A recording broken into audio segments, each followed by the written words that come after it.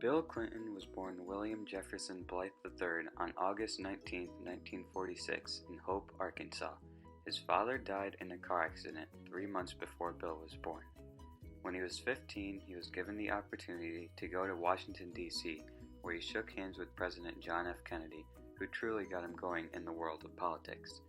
After high school, Clinton went to Georgetown University. Then, he won a Rhodes Scholarship to Oxford University. In the fall of 1970, Clinton entered Yale Law School, where he met Hillary Rodham, a Wellesley College graduate from suburban Chicago. In 1974, Clinton entered his first political race for Congress. He lost a surprisingly close race, holding John Paul Hammerschmidt to only 52% of the vote. Clinton married Hillary Rodham in 1975. A year later, he was elected Arkansas's Attorney General. In 1978, Clinton decided to run for governor of Arkansas. He won the election against Republican State Chairman A. Lynn Lowe, receiving 63% of the vote.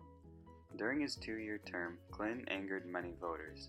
In 1980, the same year as his daughter Chelsea was born, his re-election chances were damaged further by his handling of the Cuban refugee situation.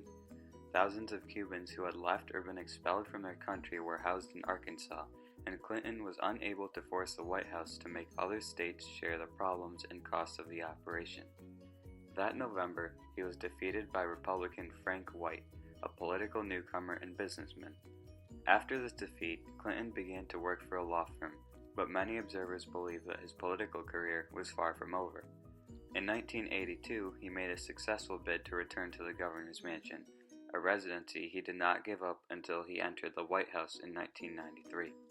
On October 3, 1991, Clinton announced that he was the candidate for the presidency. The nickname Slick Willie, given to him by an Arkansas journalist, was used by those critical of him. On June 2, 1992, primary victories in 6 states gave him the necessary number of convention delegates. Shortly before the party convention in July, Clinton chose Tennessee Senator Albert A. Gore Jr. as his running mate. On Tuesday, November 3rd, Clinton was elected president, and he took office on January 20, 1993. At the age of 46, he was one of the youngest men ever and the first Democrat since the 1976 election to be elected to the nation's highest office.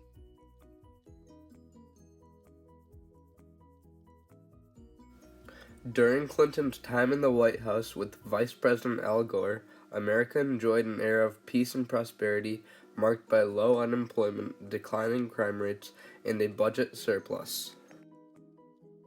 Clinton selected a number of women and minorities to top government positions, including Janet Reno, the first female U.S. Attorney General, and Madeleine Albright, the first female U.S. Secretary of State. Clinton's economic policy was comprised of establishing fiscal discipline and eliminating the federal budget, maintaining low interest rates and encouraging private sector investment, eliminating protectionist tariffs, and investing in human capital through education and research. Clinton followed a don't ask, don't tell policy regarding gays and lesbians, meaning that they are allowed to serve in the army as long as they don't disclose that they are gay or lesbian. The Clinton administration's foreign policy addressed conflicts in Somalia, Rwanda, Haiti, and the Balkans. Operation Uphold Democracy successfully restored Jean-Bertrand Aristide to power as president of Haiti. Clinton was also very active in the Balkans, and he initiated NATO-led air campaigns during the Bosnian War and the Kosovo War.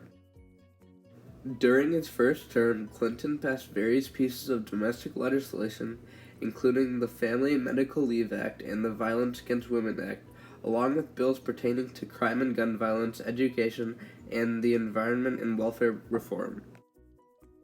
He strove to reduce the federal budget deficit and also signed the North American Free Trade Agreement, which eliminated trade barriers between the United States, Canada, and Mexico. Clinton attempted to enact universal health insurance for all Americans and appointed First Lady Hillary Clinton to head the committee charged with creating the plan. However, the committee's plan was opposed by conservatives and the healthcare industry, and Congress ultimately failed to act on it. During Clinton's second term, the U.S. economy flourished, unemployment was low, and the nation experienced a major technological boom and the rise of the internet. In 1998, the United States achieved its first federal budget surplus in 3 decades. In 2000, President Clinton signed legislation establishing permanent trade relations with China. Also, the Clinton administration helped determine a peace accord in Northern Ireland.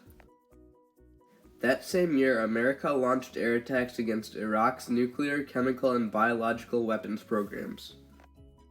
The later part of Clinton's presidency was marred with scandal. He was impeached for perjury and obstruction of justice in connection with a sexual relationship he had with White House intern Monica Lewinsky. However, the U.S. Senate acquitted Clinton of the charges, and he remained in office until the end of his second term.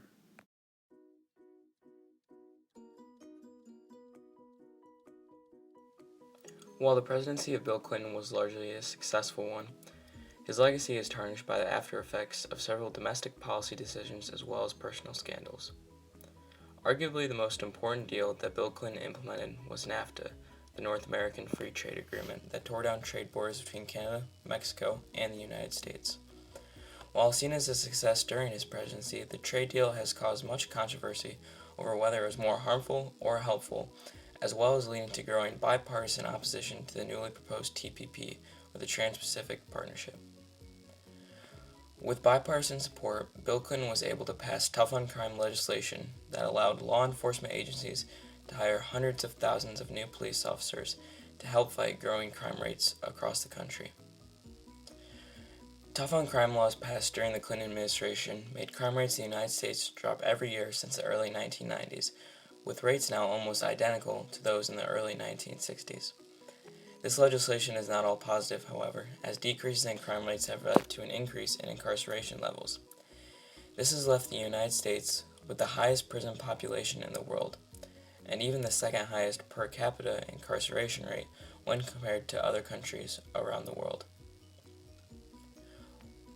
While mostly enjoying a successful presidency, the legacy of Bill Clinton will always be tarnished by the Monica Lewinsky scandal. Despite balancing the federal budget, growing the economy, and implementing important military reform, Clinton's administration will always be known for the Monica Lewinsky scandal that increased partisan division for the many years to come.